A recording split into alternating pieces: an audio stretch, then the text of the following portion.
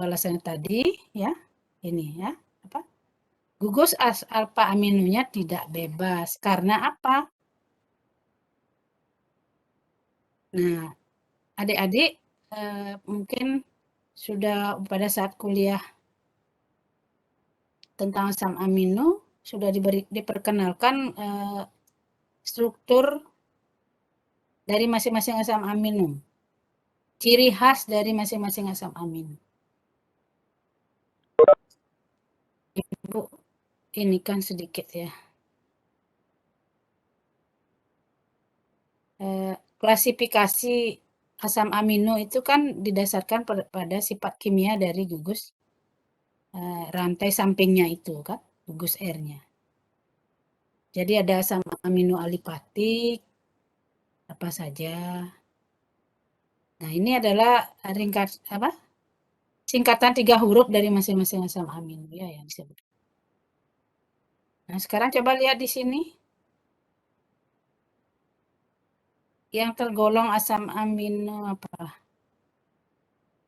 Oh, di sini kebetulan strukturnya enggak masuk ya. Jadi ini ada klasifikasi, ada asam amino alipatik, aromatik, hidrosiklik.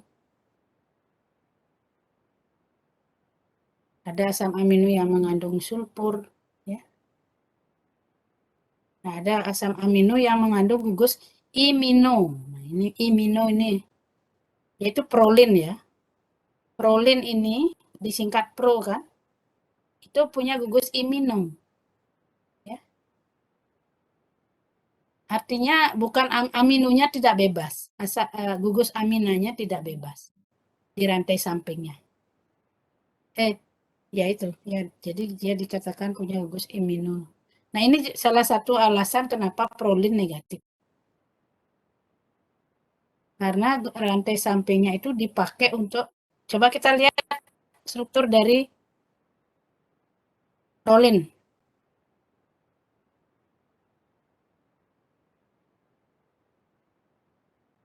Nah, yang mana yang dimaksud dengan ini kan rumus masing-masing asam amino ya, struktur masing-masing asam amino. Yang mana gugus R-nya? Yang warna apa? Oh, yang warna kuning itu, Bu. Bisa menjawab? Warna apa? Oh, yang warna kuning itu, Bu. Ya. Ini siapa tadi yang jawab tuh? Perkenalkan, Bu, saya Julio. Julio ya. 19, Ya, yang warna kuning ini adalah rantai samping dari masing-masing asam amino. Jadi itu yang membedakan kan? Misalnya glisin, rantai sampingnya H. Nih, oke. Nah, prolin coba lihat gimana. Apa bedanya dengan yang lain? Sama-sama prolin ini kan termasuk asam amino alipatik ya. Jadi rantai sampingnya gugus R-nya itu adalah alkil. Apa bedanya prolin dengan yang lain? Saya bisa menjawab?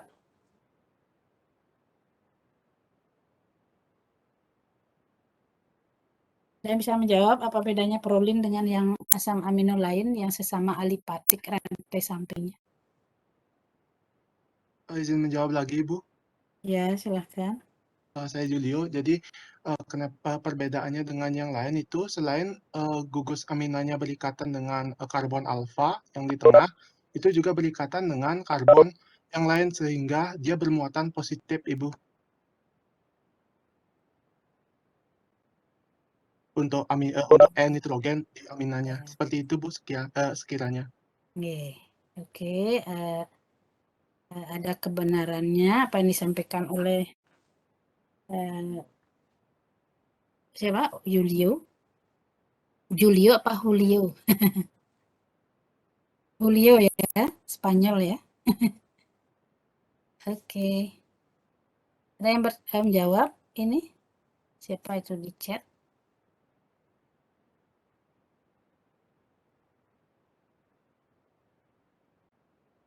Chatnya ada yang menjawab. Amida. Ini namanya amida, nama gugus fungsi loh itu. Siapa namanya ini? Bukan.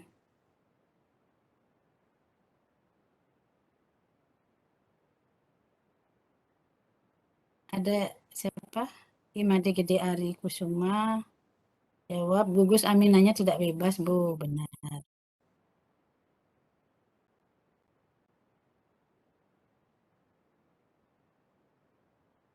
Ya. Nah, sekarang gini. Hati-hati dengan istilah ya. Ada gugus amino, ada asam amino. Nih, Ibu, lihat jawabannya. Secara umum ada yang sudah benar. Ya, nanti Ibu ini ya. Kalau dibaca satu persatu ini lama nanti. Ibu mau langsung menjawab, Bu. Ya, silakan. Sebelumnya perkenalkan, nama saya Nikade Inia Pratiwi 3 dari buku yang pernah saya baca. Kenapa hal tersebut bisa terjadi? Karena terjadi inkorporasi asam amino nitrogen kelima cincin, sehingga akan membatasi kebebasan dalam melakukan rotasi seperti itu, Bu. Terima kasih. Ya. Proline ini memang satu-satunya asam amino yang tidak bisa tidak apa istilahnya? Tidak bisa optis aktif ya. Ciri-ciri asam amino kan dia punya 4 gugus yang berbeda. Dan dia atom C-nya itu bisa berotasi kan. Nah, ini proline ini adalah satu-satunya asam amino yang rigid. Tidak bisa berotasi bebas. Itu yang tadi benar jawabannya. Atom C-nya, atom C pusatnya yang mana atom C pusatnya? Nah, perhatikan atom C pusat dari masing-masing itu kan. Jadi ciri-ciri asam amino kan bawa gugus karboksil, bawa gugus amina, harus ada hidrogen alfa. Nih hidrogen alfa itu yang paling bawah. Hanya itu kan semua bawah ya. Nah, yang membedakan adalah yang atas itu. Rantai sampingnya. Nah, khusus prolin gimana dia? Rantai sampingnya berikatan dengan siapa? Rantai sampingnya berikatan dengan siapa? Itu paling yang gampang. Saya bisa menjawab? Rantai samping asam amino dari prolin berikatan dengan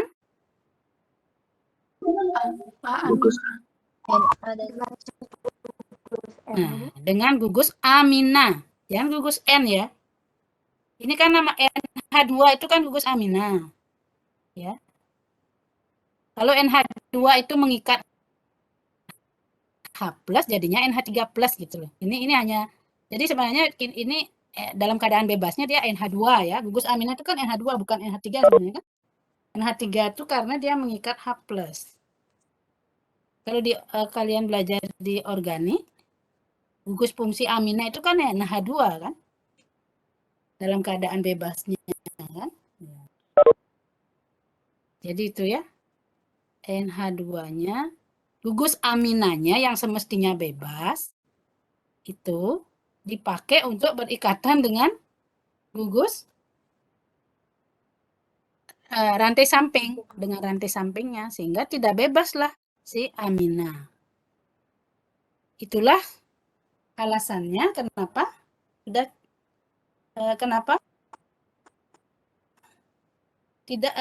proline ini negatif dengan uji apa? Uji ninhidrin. Karena syaratnya ninhidrin apa syaratnya ninhidrin? Syaratnya mengandung gugus Ya, amino bebas. gugus amina. Ya, sebenarnya kita jangan bilang gugus amino. Gugus amina kalau yang ya. Tidak ada gugus kalau standar kimia organik kan gugusnya gugus amina kan. NH2-nya tidak bebas, padahal itu syarat untuk positif dengan uji ninhidrin. Jadi itu jawabannya ya. Ya, kalau misalnya adik-adik menjawab ngambil dari buku atau apa, kadang belum tentu mahasiswa paham betul, hanya menghafal gitu kadang. Jangan begitu ya. Tapi kalau logikanya diingat, oh dia nggak bebas nih aminanya. Padahal syarat untuk itu kan aminanya harus bebas kan. Dia satu-satunya yang nggak bebas. Dan gugus ini jadi disebut juga, tadi kan ada istilah imino ya. Jadi rantai samping yang langsung berikatan dengan gugus amina itu ini disebut imino istilahnya. Oke ya, mudah-mudahan untuk ini sudah cukup. Cukup paham. Coba Ibu balik. Belum mau bergerak ke atas ya.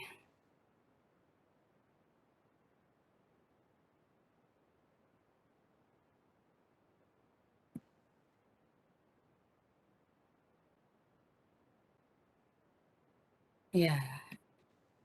Ya ini kan gugus imino. Istilahnya mungkin nanti siapa tahu baca di textbook atau baca di mana kata oh proline itu mengandung gugus imino. Nah, kalau ini ada asam amino yang di rantai sampingnya juga punya gugus asam amin juga gugus amino. Juga gugus amina. Coba perhatikan lisin dan arginin. Dia rantai sampingnya itu katanya mengandung gugus amina juga. Coba lihat lisin dan arginin. Lisin, ini lisin.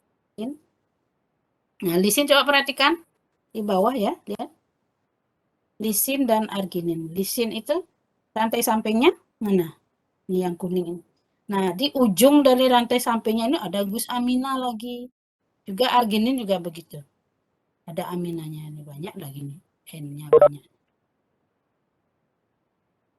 Nah, ini termasuk jadi rantai sampingnya gugus amina. Gitu. Ingat, kalau lisin dan arginin ini dua-duanya punya gugus amina. Bukan dua-duanya. Artinya satu molekul asam amino, tapi dia punya dua gugus amina dalam satu molekul. Ya, lisin, coba perhatikan lisin. Ini namanya, kalau tanda panah Ibu kelihatan ya? Di sana ya? Lihat Ibu. Lihat, Bu. Kelihatan ya. Itu jadi gugus amina yang berada di sebelah, yang berikatan di sebelah atom C pusat itu disebut amino alfa. Itu membedakan ya. Ini amino alfa namanya. Nah, kalau amino ini gugus amina yang terikat pada yang menjadi bagian dari rantai samping ini disebut amino dari R, ya, gugus R, gugus amina yang ada di R. Jadi dia satu molekul punya dua gugus amina. Kalau asam glutamat bagaimana? Asam amino yang asam ya. Gimana dia? Apa ciri khasnya dia? Asam glutamat kenapa disebut asam? Tergolong asam amino asam. Karena dia punya Izin gugus. menjawab Ibu. Ya, silakan. Karena ada gugus karboksilatnya Ibu. Ya, di rantai sampingnya Ibu. Jadi dia ada dua gugus karboksilat selain di C pusatnya, begitu Ibu. Oke. Ya, itu ya. Ini ciri-cirinya. Sehingga akibatnya dia bersifat tergolong asam amino asam ya. Sedangkan kalau ini lisin dan arginin ini dan juga histidin ini ya, histidin ini rumit sekali lagi ya. Inilah asam amino itu ya. Ada 20 tapi rantai sampingnya beda-beda banget gitu ya. Unik-unik sekali. Gitu ya. Nah, meskipun adik-adik nggak hafal ya dengan ke-20 asam amino ini, Ibu tekankan. Paling nggak adik-adik yang spesifik itu ingatlah. Asam glutamat, siapa prolin, lisin, arginin itu. Nah, ini juga nanti ada asam-asam amino yang ini, apa nih? Yang pojok kiri atas itu apa cirinya? Dikelompokkan jadi satu. Apa? Izin Izin jawab, Bu. jawab Ibu. Ya, silakan. Aromatik Ibu. Aromatik, oke. Tadi siapa lagi yang jawab? Ya. Oke, aromatik.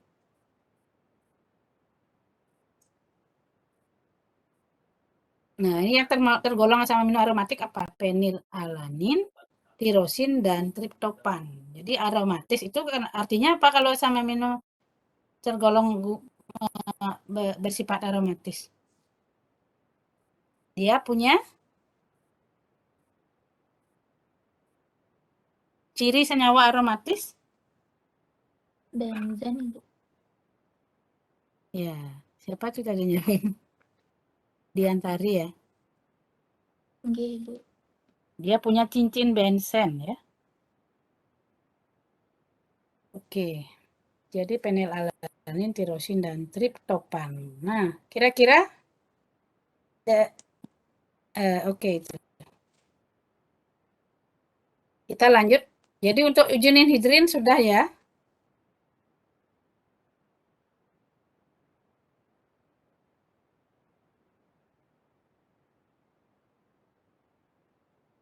Nah, selain uji ninhidrin yang umum ini, uji spesifik untuk masing-masing asam amino ya, beberapa asam amino tertentu. Dan ini ada di tabel 22. Tabel 22 ya.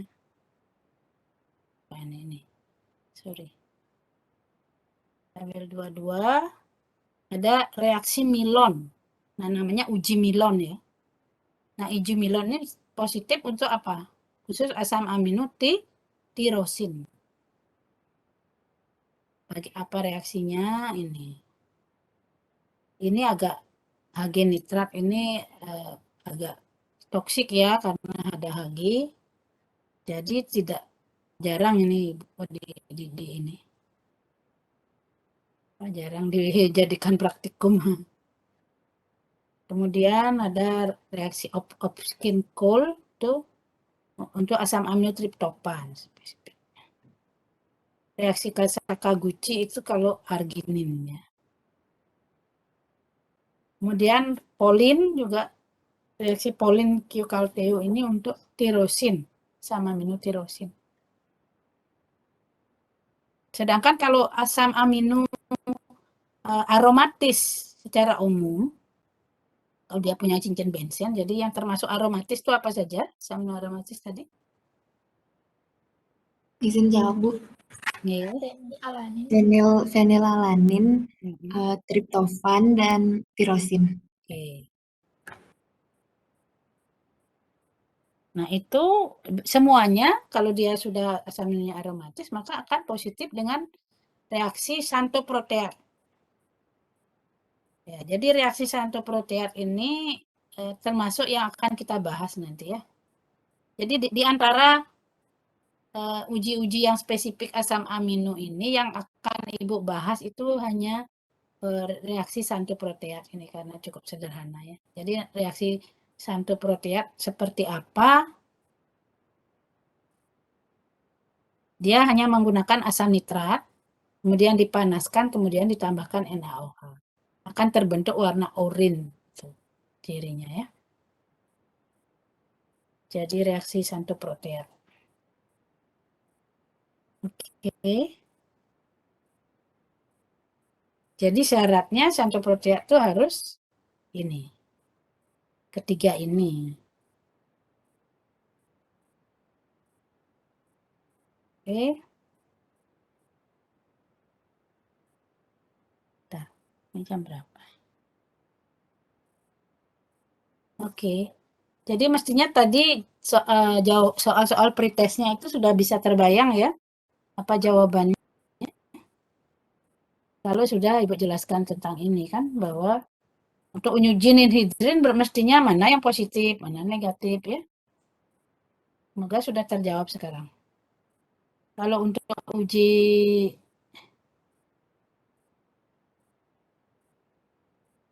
jadi dalam soal pretest tadi kalian harus bisa membedakan yang mana protein, mana asam amino. Ya. Karena semuanya baik nama-nama protein maupun nama-nama asam amino semuanya pakai akhiran in, ya.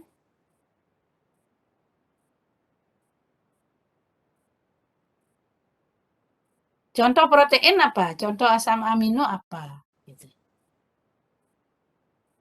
Nah, makanya adik-adik itu harus familiar dengan ke-20 asam amino itu. Meskipun ya semestinya hafal. Karena nanti jadi namanya kan menarik-menarik ini ya ke-20 asam amino itu. Jangan hanya nama-nama artis atau apa dihafal ya. Jadi ini nama-nama asam amino ini kan juga menarik-menarik namanya. Ada valin, ya, alanin, ya. Dan ingat bahwa asam amino itu punya singkatan 3 huruf dan singkatan 1 huruf. Singkatan 1 hurufnya tidak selalu diawali dengan huruf depan dari masing-masing asam amino.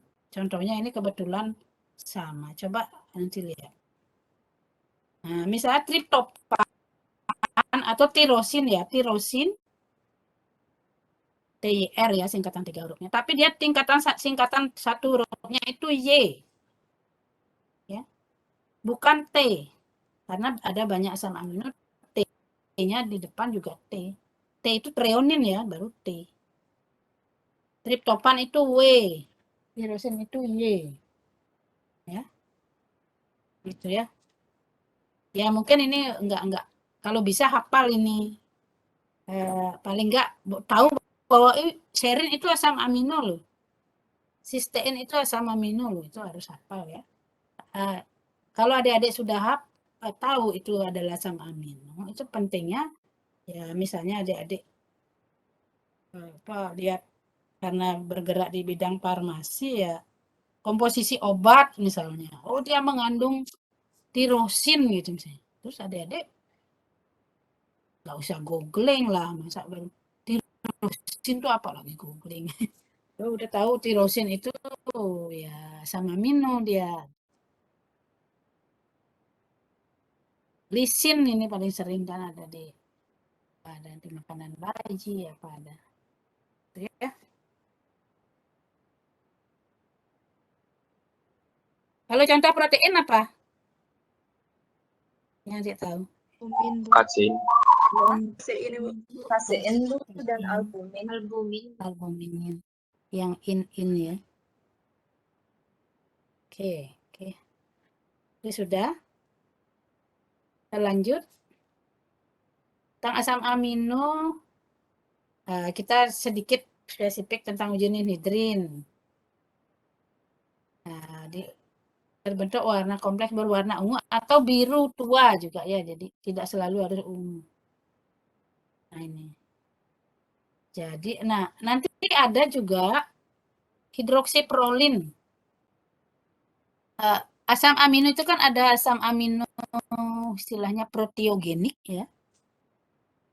Asam amino proteogenik itu asam amino memang menjadi bagian dari protein, penyusun protein. Ada 20 jenis itu ya. Tapi ada juga asam amino turunannya. Turunan dari asam amino itu. Misalnya ada hidroksiprolin. Hidroksiprolin itu prolin tapi dia ada gugus OH-nya. Jadi ada beberapa protein yang mengandung hidroksiprolin.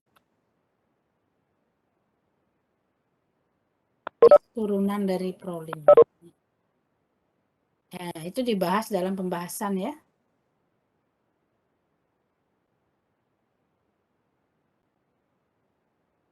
Kemudian uji santoprotein yang tadi itu ya.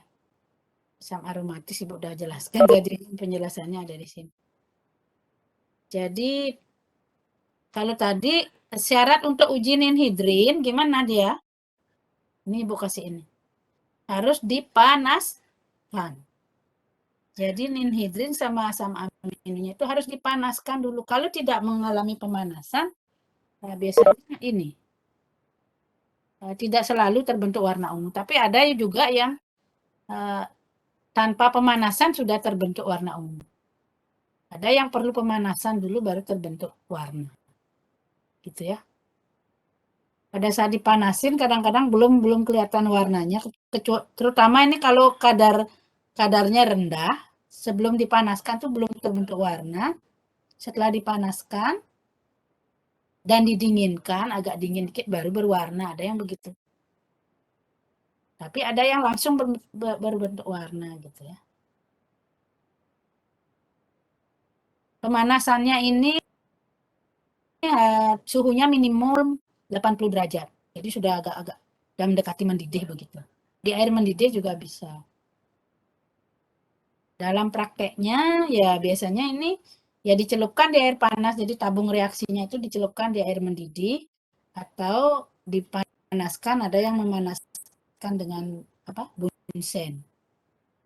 Ya. Lalu terbentuk warna, ya. Oke.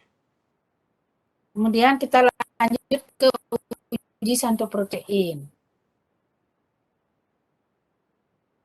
Ini ingat santoprotein ini ada menggunakan asam nitrat pekat, jadi tambahkan asam nitrat pekat, kemudian akan terbentuk endapan berwarna putih. Setelah itu dipanaskan. Setelah dipanaskan berubah menjadi kuning endapannya. Setelah itu ditambahkan, jadi suasananya dibuat basah dengan penambahan NaOH, akan berubah menjadi jingga. Itu ciri-cirinya ya. Bahwa dia mengandung asam amino aromatis. Oke. Nah, untuk link videonya bisa ini udah Ibu ginikan ya. Kalau ini jadi adik-adik mohon ditonton sendiri ya, disimak sendiri videonya, link videonya.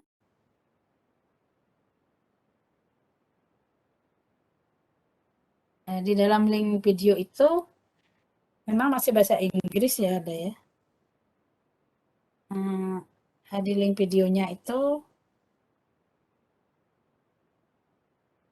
kalau Ibu coba klik bisa nggak sampai? Ini ya, jangan deh ya, susah ya.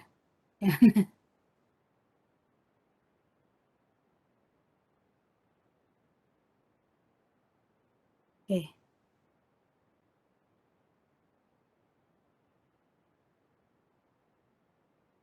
Ya nanti simak sendiri ya videonya ya.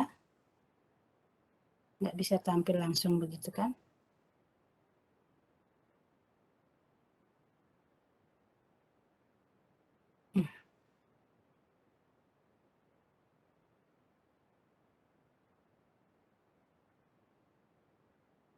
Oke, kita lanjut ke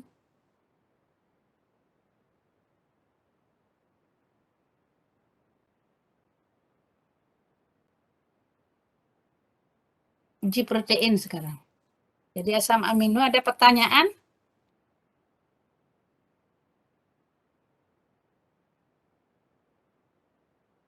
Belum ada, Bu. Oke. Belum ada, kita lanjut ke proteinnya sekarang. Jadi protein itu adalah polimer dari asam-asam amino itu kan. Sangat berbeda ya. Apa perbedaan amino dengan protein? Karena banyak juga yang sudah dapat kuliah biokimia atau gimana ya, Ibu pengalaman berhubungan dengan beberapa yang sudah ini ya, bergerak di berbagai bidang itu, tapi sering mereka nggak bisa membedakan asam amino dengan protein, dikira sama. Adik-adik jangan sampai seperti itu ya. Protein itu jelas sekali perbedaannya dari segi gugus-gugusnya, coba perhatikan. Kalau protein itu Apa? Apakah masih bebas nggak gugus-gugus tadi itu? Gugus, siapa yang masih bebas? Itu yang perlu ditekankan. Lihatin lagi asam aminonya. Struktur asam aminonya biar ini ya.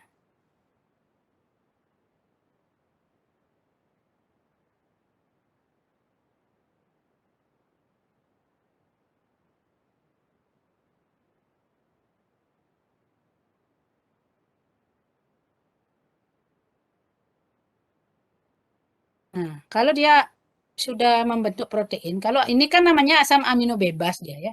Dalam masih polimer, masih monomer, artinya dia dalam keadaan bebas ini. Asam amino bebas namanya. Tapi kalau asam amino ini sudah membentuk polimer menjadi protein, apa? Apa yang berubah? Gugus karboksil maupun aminanya ini menjadi tidak bebas karena dipakai untuk membentuk ikatan peptida, ya. Tidak. Ikatan peptida yang menghubungkan satu asam amino dengan asam amino lain ini sudah nggak karboksil lagi, menjadi karbonil aja, CO, nanti langsung NH. Aminanya juga yang di sebelahnya juga sudah nggak NH3, NH2 lagi, tapi NH aja. Dan ini tidak bebas lagi. Ini sangat mempengaruhi ya, mempengaruhi.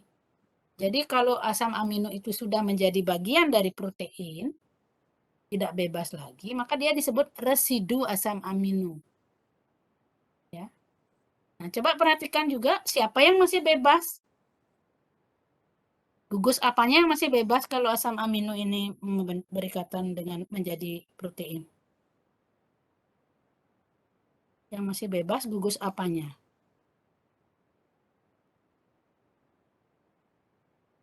Ada yang bisa menjawab? Hidrogen, Ibu. Hidrogen, ya. Hidrogen alfa. Selain itu, yang Gugus dipakai sampingnya, membentuk ikatan gugus peptida R-nya. gugus apa aja? Rantai R. Ya. Siapa itu tadi yang jawab? Gugus R-nya, ya benar. Jadi rantai sampingnya tidak terpengaruh. Itu yang ini. Sehingga nanti kalau asam-asam amino ini sudah menjadi bagian dari protein, yang berperan nanti hanya rantai sampingnya nanti. Ya. Jadi rantai samping ini yang sangat berperan. Kalau rantai sampingnya mengandung gugus aromatik, bisa dia punya aktivitas tersendiri. Sebelahnya apa lagi? Nah, ini makanya urutan itu akan penting sekali dalam protein itu, urutan asam amino. Sebelahnya gugus aromatik siapa? Gugus apa? Itu akan sangat berpengaruh terhadap struktur sifat biologis dari protein itu. Karena nanti kan gugus-gugus fungsi rantai samping inilah yang akan menjadi situs-situs aktif ya dari protein itu, ya. Yaitu untuk penekanan ya.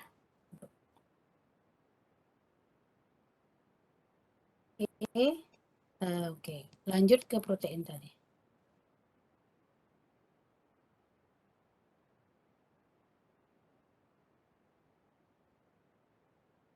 Nah, untuk protein ada juga uji untuk protein uji umum aja, ya. Yaitu uji umum protein adalah uji Biuret namanya. Jadi kalau uji Biuret ini kalau sampelnya asam amino ya tidak akan positif.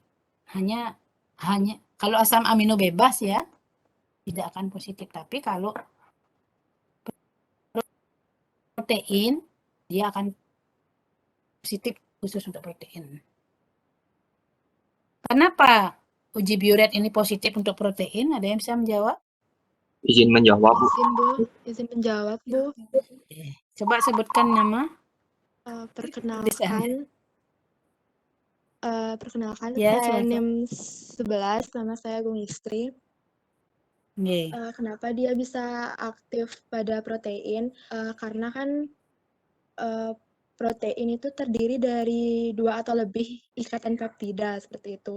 Jadi di mana nanti pada uji Biuret ini dia akan mendeteksi adanya ikatan peptida karena di protein itu terdapat ikatan peptida, artinya terdapat banyak gugus asam amino yang menjadi satu menjadi protein, maka dia akan aktif atau bukan aktif, positif pada protein. Seperti Oke. itu, Bu. Terima kasih. Ya, jadi intinya dia karena protein mengandung ikatan peptida. Seperti apa ikatan peptida? Ingat-ingat sambil mengingat kuliahnya. Jadi Ibu tetap mengalihkan praktikum dengan kuliah ya. CONH ya. Ingat. CONH. Ikatan peptida sendiri itu sebenarnya adalah suatu gugus amida ya kalau dilihat dari gugus fungsi. Gugus fungsi amida pernah tahu nggak? Ingat-ingat. Nah, itu ya. Jadi asal dia punya ikatan peptida, tapi ikatan peptidanya minimal 2 ya. Udah. Minimal 2. Nah, ini juga jadi harus ada regennya apa regennya? Regennya hanya apa? Untuk uji biuret nih. Kalau tadi ninhidrin, regennya regen ninhidrin namanya. Kalau uji biuret regennya apa? NIM 51 izin CuSO4, menjawab. Bu. CuSO4, Bu. Ya. Ya, silakan. NIM Baik. 51. Baik, Bu, saya Nasri NIM 51 izin menjawab. Untuk reagen dalam uji biuret itu CuSO4 dan NaOH, Bu. Terima kasih. CuSO4 berarti dibutuhkan logam Cu. Jadi Cu2 plusnya yang berperan dalam suasana basah sehingga NaOH ya. Jadi NaOH itu hanya memberi suasana basah. Kalau nggak basah nggak bisa terbentuk kompleks berwarna ungu. Ya, itu ya. Ya, terus ciri jadi ini sama-sama ungu. Tadi siapa? Ninhidrin juga ungu. Gimana itu? Apa bedanya? Izin menjawab, Bu. Yeah. Perbedaannya itu pada cara untuk mendeteksinya. Dia sama-sama warna ungu, tapi cara untuk mendapatkan warna itu berbeda. Jika pada uji ninhidrin, tadi kan tidak perlu diperlukan adanya. Kalau di ninhidrin tadi kan itu diperlukan adanya pemanasan dengan asam amino. Sedangkan di bioret itu tidak perlu pemanasan, tinggal ditetesi dengan CuSO4 dan langsung menjadi warna ungu. Itu ya. Jadi kalau uji bioret itu tanpa pemanasan sama sekali langsung terbentuk warna ungu ya. Begitu ditetesin regen langsung terbentuk warna. Kalau ninhidrin itu perlu pemanasan. Meskipun ada juga tanpa pemanasan bisa juga terbentuk warna ungu.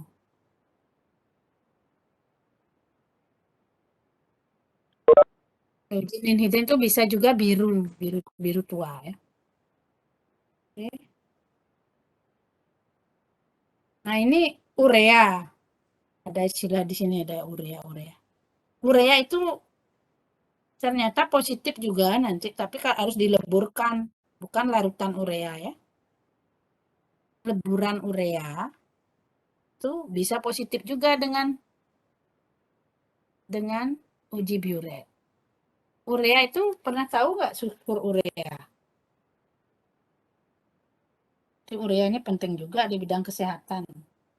Karena nanti ada di siklus urea.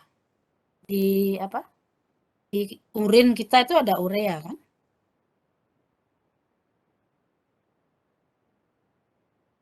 Rumusnya urea Izin menjawab, Bu. ya. CH4N2O, Bu. NIM 5. CH4N2O. itu sih rumus ininya. Strukturnya dia punya gugus apa aja, gugus fungsi apa saja.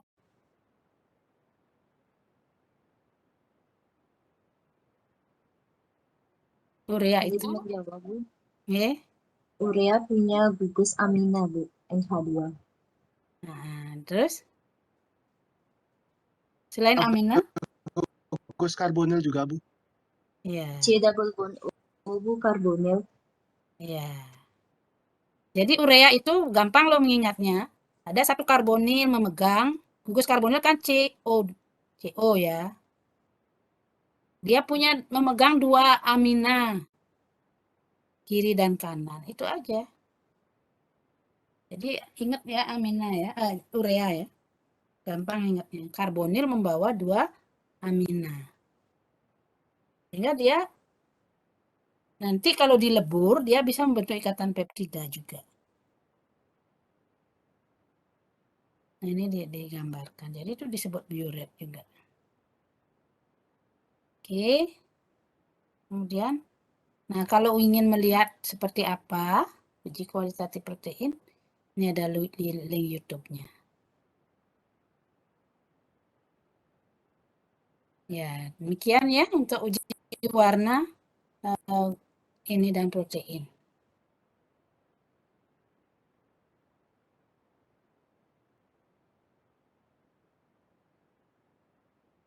Kemudian, jadi ingat juga uji kualitatif protein ini kan uji kualitatif.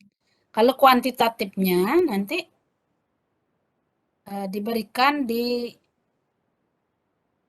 oleh Bu Laksmi ya nanti ada. Penentuan kadar protein dengan salah satunya juga dengan uji biuret. Tapi secara kuantitatif ya kadar. Kalau ini hanya kuali aja. Positif tidaknya. Ingat juga kepekatan warna dipengaruhi oleh kadar.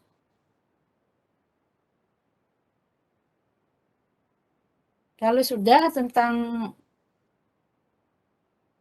uji warna, kita lanjut ke denaturasi protein.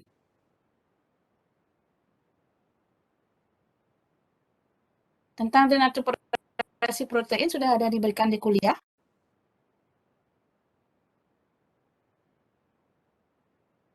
Sudah sampai? Kemarin sempat disinggung sedikit, Ibu, sudah. Ya. Ya ini mungkin dengan praktikum ini akan melengkapi, karena terus terang ya kuliah biokimia itu, untuk farmasi itu padat sekali materinya. Hanya 3 SKS tapi diberikan langsung tentang pengenalan biomolekul, struktur, fungsi, dan langsung metabolisme. Nah, sebenarnya idealnya metabolisme pisah sendiri mestinya.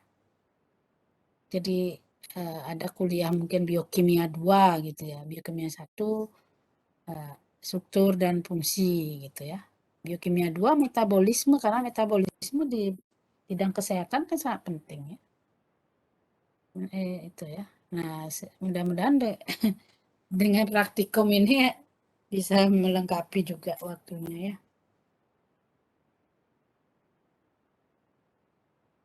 Nah, apa definisi denaturasi protein? Faktor-faktor yang menyebabkan denaturasi protein, kemudian ciri-ciri protein terdenaturasi. Nah, ini dibahas dalam Ibu jadikan tugas ya.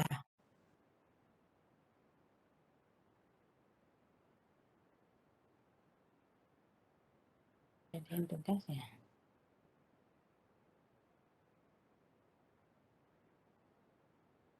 Nah, ini ya. Nanti dijadikan masukkan di dalam pembahasan ya. Nah, mungkin Ibu bahas sudah sedikit di sini. Denaturasi protein. Apa yang terjadi saat kita merebus telur kan?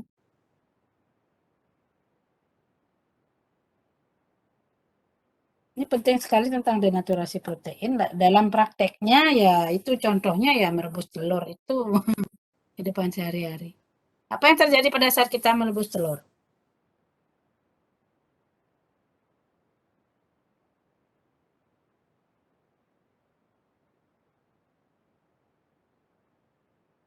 Di telur itu ada protein apa?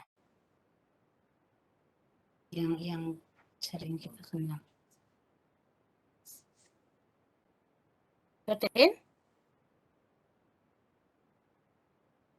Di putih telur lah. Albumin, Bu. Ya, ada albumin. Albumin di telur itu albumin, opalbumin namanya. Opalbumin karena ada opo telur, opalbumin. Tapi ingat albumin ini, protein albumin ini juga ada di serum darah ya. Di darah kita juga ada albumin di serumnya. Ya. Jadi, itu karena Ibu ingatkan lagi karena kalian juga kesehatan ya. Di serum sehingga nanti ada serum albumin serum. Ini sering kalau pada manusia serum albumin ini jadi cadangan makanan berupa protein untuk cadangan makanan. Jadi kalau sampai darah orangnya kekurangan albumin di serumnya itu bisa ini ya fatal juga kan. Misalnya pada kasus apa itu? Hepatitis sepertinya ya. Albumin serumnya rendah gitu. Sehingga bisa menimbulkan pendarahan. Tapi ya albumin mirip pastinya strukturnya itu ya dengan albumin telur, tapi kalau albumin serum ada cirinya juga. Kemudian kalau kita rebus telur tuh gimana? Apa perubahannya?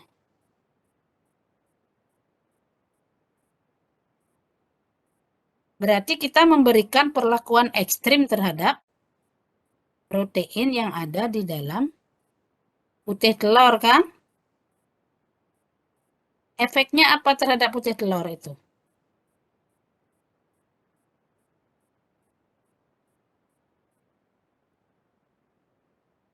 Ayo, udah mulai Perubahan sibuk dengan bentuk. yang lain ya? Ya, Perubahan bentuk perubahan bentuk dari apa menjadi apa? dari cair menjadi padat. Cair menjadi padat ya. Dari gel ya. Tadinya putih telur itu gel agak gitu ya, kental gitu menjadi padat. Bisa nggak balik lagi? Tidak, Ibu. Tidak bisa. Warna juga ya tadinya bening menjadi putih ya. Meras ya. Oke, kemudian nah itu menunjukkan bahwa sudah terjadi denaturasi. Nah, ini secara struktural, secara molekular, apa sih sebenarnya yang terjadi denaturasi? Kemudian, apa pengertian denatur? Denaturasi ada awalan D, ada kata natur. Sebenarnya apa ya? Biar adik-adik maksud Ibu tuh, biar pengertian adik tentang denaturasi protein itu tidak menghafal gitu ya. Tapi dari istilahnya sudah terbayang. Denatur apa artinya? D itu apa? Izin jawab, Bu. Ya, Perubahan silakan. Baik. Ya, jadi denaturasi itu merupakan suatu kerusakan. Jadi D itu artinya kehilangan, natur itu sifat alami gitu. Jadi denaturasi protein dapat terjadi jika suatu protein mengalami hal-hal ekstrim seperti pemanasan. Pada kasus ini kita merebus telur yang dimana kita ketahui di telur itu sendiri saat sebelum dipanaskan terdapat putih telur yang masih dalam bentuk cair, yang dimana setelah terjadi proses perebusan, yang dimana dalam definisi merebus itu hingga mencapai suhu 100 derajat, yang dimana itu dapat merusak dari protein itu sehingga berubah bentuk. Selain itu, jika kita lihat pada kasus penggorengan juga sama, namun ada juga reaksi yang terjadi, yaitu reaksi Maillard, yang dimana sama-sama merusak dari protein itu sendiri, Bu.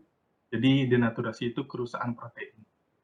Sekian dari saya, terima kasih. Jika ada salah mohon dijelaskan. Terima kasih. Iya, baik. Ya, secara umum sudah benar, cuma Ibu menekankan dari kata D. D itu artinya tidak ya. Natur itu apa? Nature. Alami, Bu. Salam. Alami, Bu. Alami, Ya. Ibu. Tidak alami itu aja intinya ya. Denaturasi berarti struktur proteinnya sudah tidak alami lagi seperti yang seharusnya ada di dalam sel. Ya. Itu aja intinya. Inilah protein itu, struktur protein, struktur 3 dimensinya ya. Struktur 3 dimensi dari protein itu bersifat tidak stabil. Mudah dipengaruhi oleh faktor-faktor dari luar. Seperti suhu, pH, jenis pelarut. Jadi kalau kita memperlakukan protein yang ada di sel kita dan kita ingin tetap alami seperti dia seharusnya di dalam sel, itu jangan memberi perlakuan ekstrim. Kalau memang kita ingin proteinnya tetap strukturnya seperti di dalam sel. Jadi kalau kita berikan perubahan kondisi yang agak ekstrim, maka terjadilah denaturasi proteinnya. Itu ya. Ini berlaku terutama kalau kita menginginkan protein itu tetap aktif, khusus untuk protein-protein yang memiliki aktivitas biologis. Misalnya apa? Contoh protein yang memiliki aktivitas biologis apa?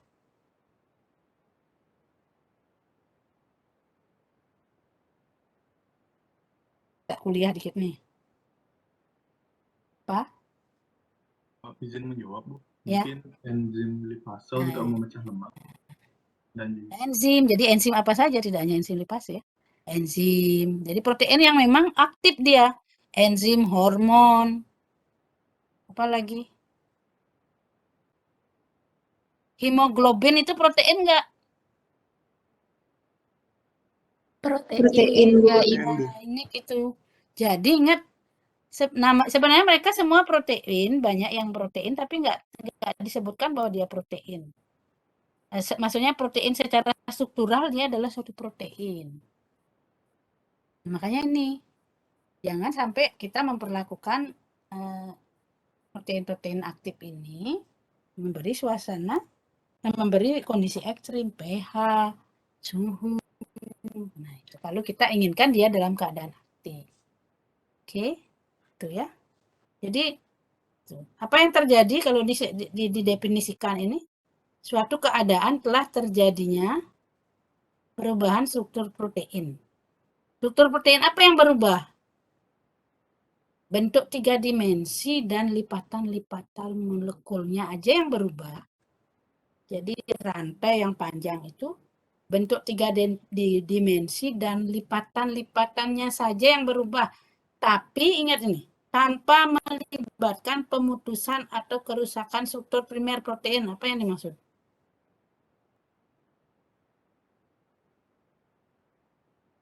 Struktur primernya tidak berubah karena apa yang dimaksud dengan struktur primer? Izin menjawab. Iya. Ikatan peptidanya, Ibu. Dan peptidanya. Artinya tidak ada rantai yang putus. Ya. Tidak ada melepaskan asam amino, tidak. Ingat itu denaturasi protein. Tetap dia rantainya utuh. Tapi lipatannya yang berubah. Dia tadinya gulungannya begini, karena kena panas terbuka dia gulungannya. Ya. Tapi ingat tidak ada yang putus. Tidak terjadi hidrolisis. Tidak melepas asam amino, tidak ada yang terpotong. Denaturasi. Efek dari denaturasi apa? Nih. Efeknya, protein kehilangan aktivitas biologisnya. Ini penting sekali ya. Kalau bekerja dengan suatu molekul yang dia itu adalah suatu protein, kalau kita inginkan aktif, tetap aktif, jangan sampai terjadi denaturasi. Selain kehilangan aktivitas biologisnya, efek lainnya adalah kelarutannya akan berkurang sehingga mudah mengendap.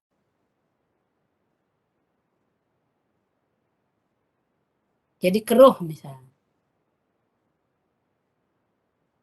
Kemudian apa saja yang bisa menyebabkan denaturasi?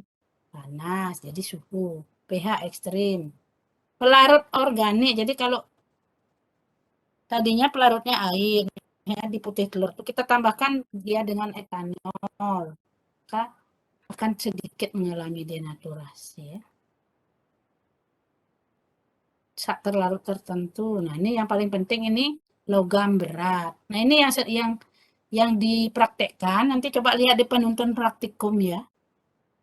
Jadi di penuntun praktikum apa? Ditambahkan dengan logam berat. Misalnya apa? Hg, Pb, Cu. Ya.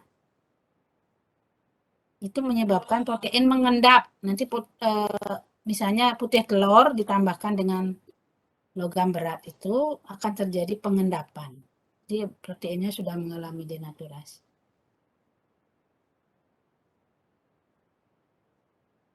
Oke. Itu ya denaturasi protein. Sudah. Kemudian untuk videonya bisa dilihat. Jadi ciri-ciri protein ternaturasi apa?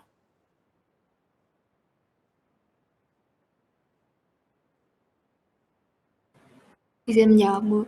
Oke. Sudah berubah bentuknya, bentuk 3 dimensinya itu berubah, tetapi struktur primernya tetap, lalu sudah tidak memiliki aktivitas biologis lagi, kelarutannya juga menurun. Ya. Kalau secara fisik kita lihat, oh misalnya kita berikan dia perlakuan, ciri-cirinya apa? Izin menjawab Ibu. Ya. Seperti yang Ibu jelaskan tadi, apabila kita reaksikan dengan logam berat, mungkin akan terbentuk pengendapan. Terima Ya. kasih. Salah satunya terbentuk endapan. Ciri lain apa? Bisa juga mungkin dia tidak mengendap. Izin menjawab, Bu. Ya, silakan. Terjadi perubahan struktur fisik itu karena protein yang terdenaturasi itu akan mengalami pembukaan pada bagian-bagian tertentu, Ibu. Iya, itu kan peristiwanya apa yang terjadi berubah. Ciri-ciri protein maksudnya ini loh, secara fisik kita lihat diamati. Izin menjawab, Bu. Ya, silakan. Larutannya menjadi keruh. Ya, jadi terjadi kekeruhan, tertimbul endapan itu juga. Ya, kalau ada endapan berarti karena kekeruhan itu udah. Ya itu. Terus apa lagi? Kalau di putih telur itu apa? Kalau kita panasin orang merebus telur itu, mengendap nggak dia? Kan enggak. Tapi apa yang berubah?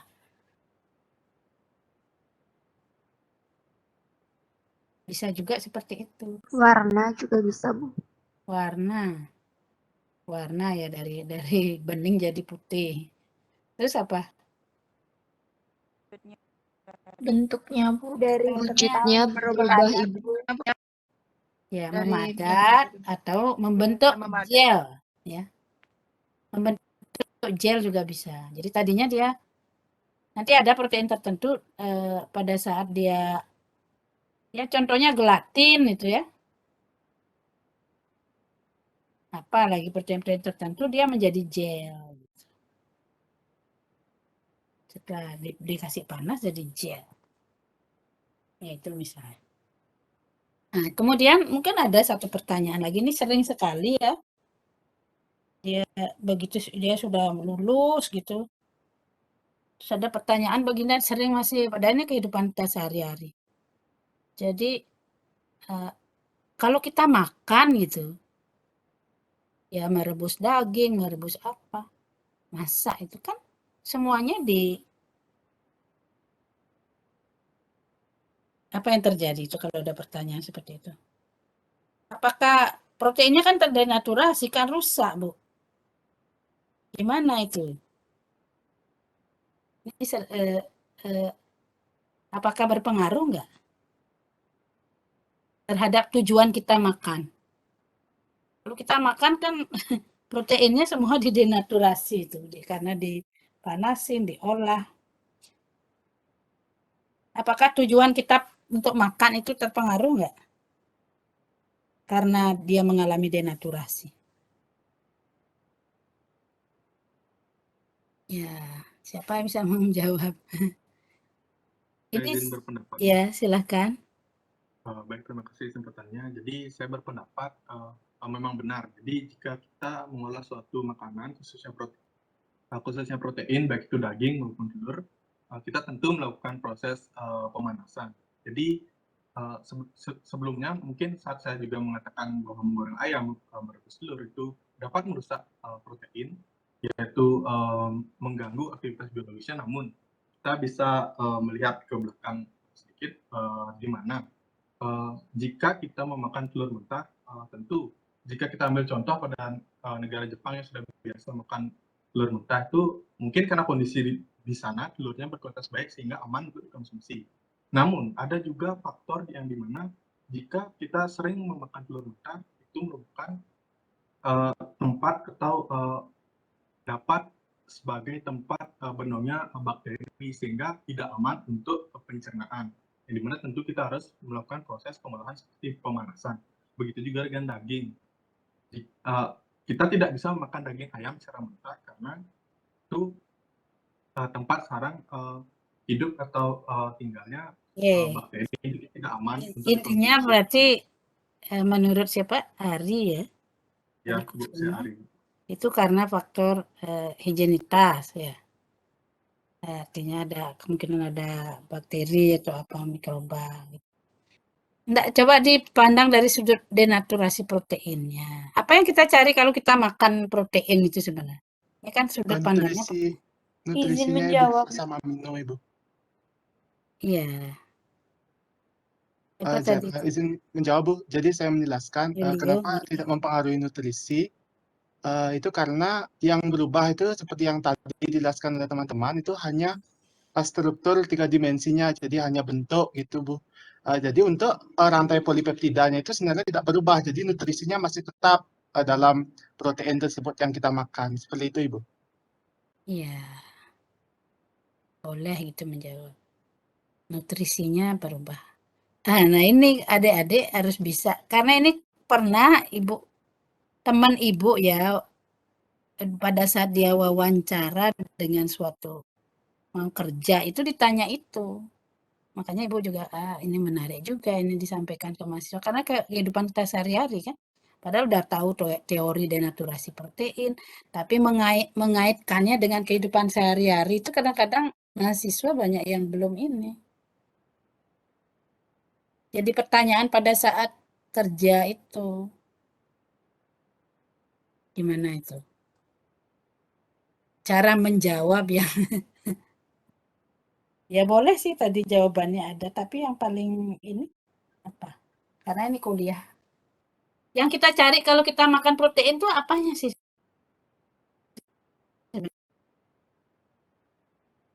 Sebenarnya.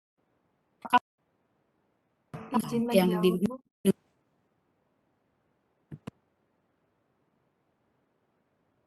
apa namanya? Gangga, ya. Ya, silakan. Waktunya. Gangga, silakan jawab. Atau siapa tadi? Halo, Ya.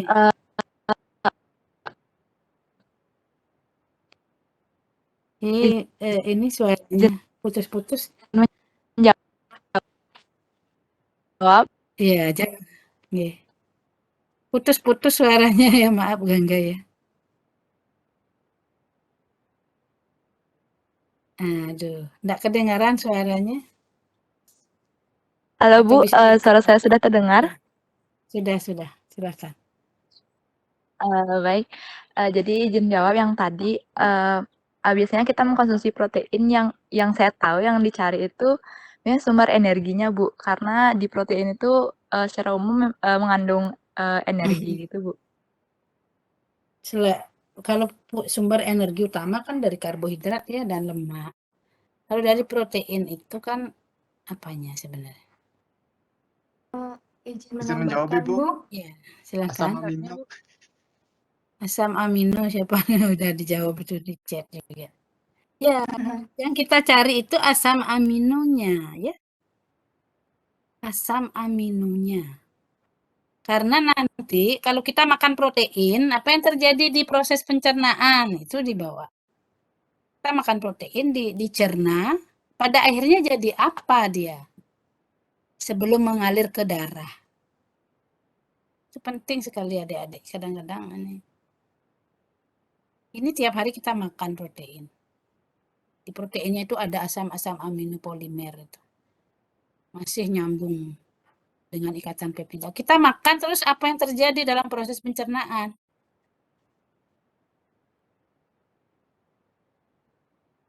Pada akhirnya dia jadi apa? Sampai di usus halus.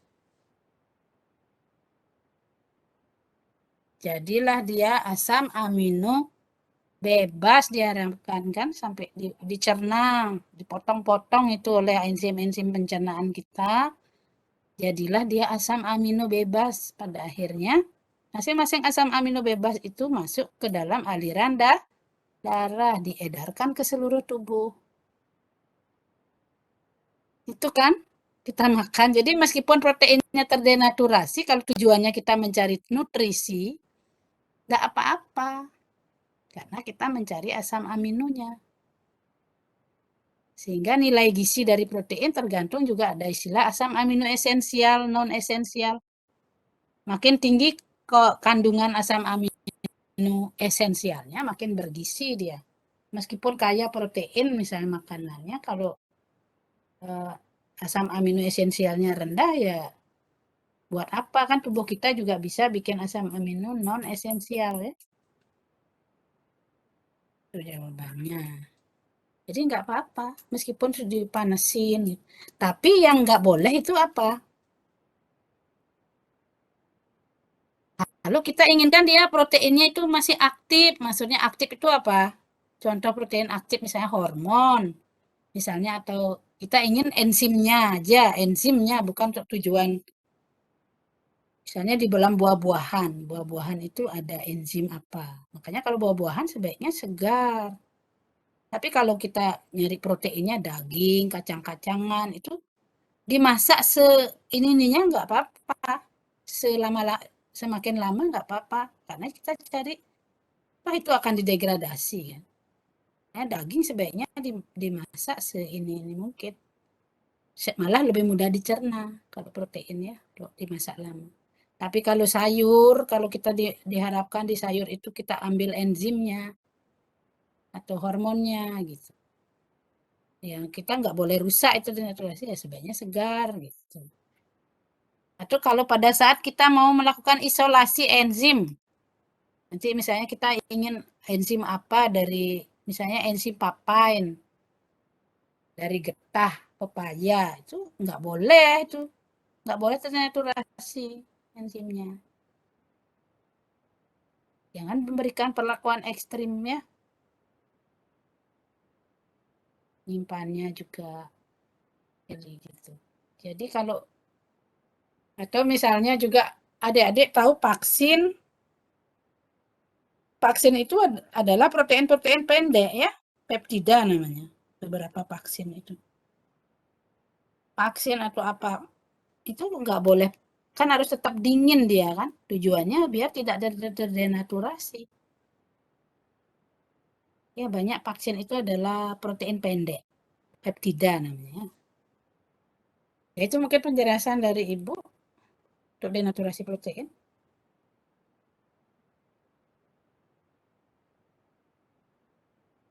Tugasnya ya uji zat warna. Ini bisa dibaca sendiri ya.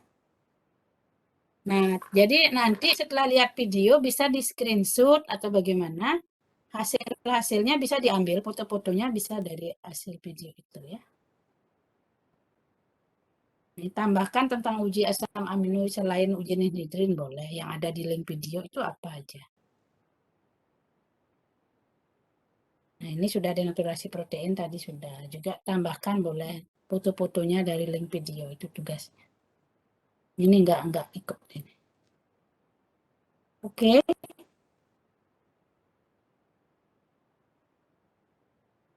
Jadi sekian ya. Untuk penjelasan dari Ibu tentang praktikumnya. Kalau ada pertanyaan silakan. Untuk laporan misalnya.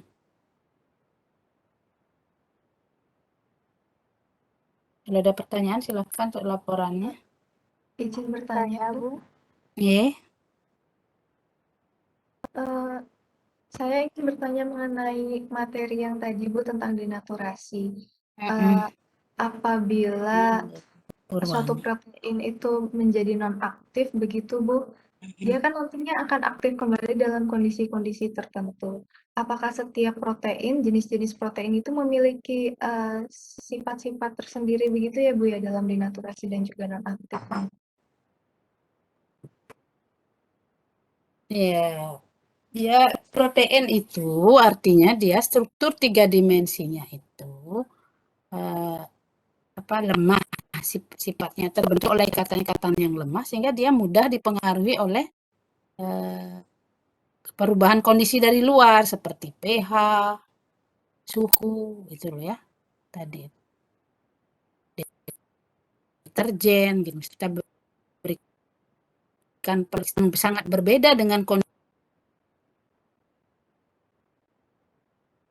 di del, itu strukturnya struktur 3 dimensinya yang harusnya seperti di dalam sel. Karena ingat protein tuh ini namanya protein fungsional misalnya. Contohnya hemoglobin ya. Hemoglobin biar dia bisa mengikat oksigen dengan optimal. Ingat hemoglobin kan salah satu jenis protein ya. Protein transport ya karena dia membawa oksigen. Itu kalau mengalami denaturasi dia apa? Atau mengalami perubahan struktur tidak optimal dia memegang oksigen. Ya, contohnya pada mutasi orang yang sakit anemia sel sabit gitu ya. Jadi dia nggak bisa memegang hemoglobinnya itu tidak bisa memegang oksigen dengan semestinya tidak optimal. Itu salah satu contoh denaturasi. Maksudnya perubahan struktur yang tidak optimal. Nah, itu yang terjadi kalau denaturasi itu kita menyimpan saya tekin enzimnya itu suhunya tidak seperti yang seharusnya dari suhu panas atau apa dia terbuka akhirnya dia tidak dapat sebagai enzim efikasitasnya menurun sebagai enzim ya. Nah, apakah bisa balik lagi ya tergantung kalau prosesnya tidak terlalu ekstrim mungkin bisa. Misalnya perubahan suhunya tidak terlalu misalnya dia biasa seharusnya bisa suhu berapa kita berikan suhu sedikit agak meningkat bisa balik lagi. Tapi kalau perubahannya terlalu ekstrim bisa balik lagi.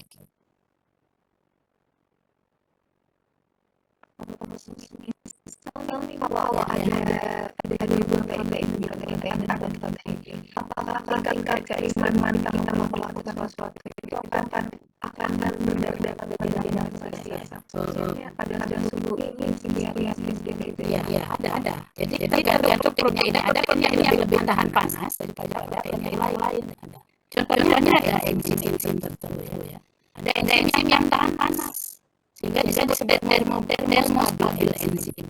Nanti kalau kalian belajar enzim. Jadi enzimnya ini memang tahan tidak sangat panas. Ada protein yang agak. Jadi dia memang sudah ada pasti ada dia bisa tahan panas ya ada. Disusun oleh apa sama. Jadi ada. Jadi ada protein yang lebih tahan ada yang kurang. Ada yang berkala gitu. Temperatur enzim tertentu ini pasti tidak stabil contohnya itu. Ya. Ada enzim yang lebih hangat lah, gitu, lebih stabil. Tapi secara umum semua protein itu cenderung mudah mengalami denaturisasi. Jarang lah yang stabil. Ya, jawaban dari Ibu. Terima kasih. Lalu terkait pergeseran praktik ini, dari yang akan kita cari itu berdasarkan ya, secara umum saja atau diskusi ke setiap protein Secara umum saja. Secara umum saja. Terima kasih. Jangan mau kalian banggakan yang tapi jangan sampai yang umumnya nggak terjawab kalau ada spesifik boleh.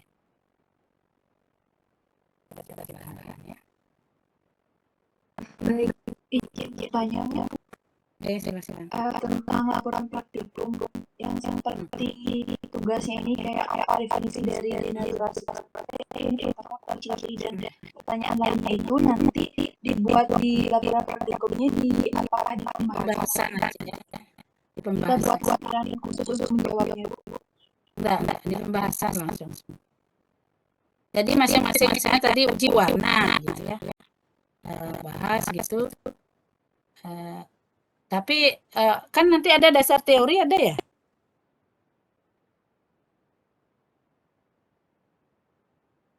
Di format Ada itu.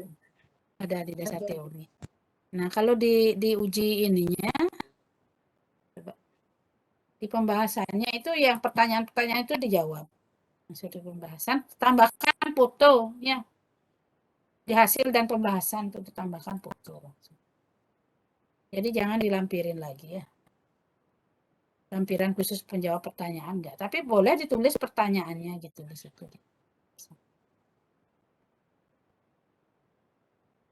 Berapa poin-poin begitu ya.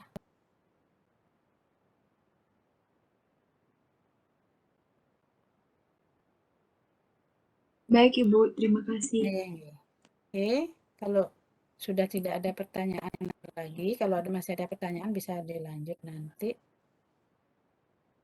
Silahkan menyimak videonya karena itu ya. Baik, untuk kali ini kalau sudah tidak ada pertanyaan, Ibu akhiri ya. Terima kasih atas perhatiannya. Baik Bu, terima kasih banyak Bu. Selamat siang. Terima kasih banyak Bu. Selamat siang.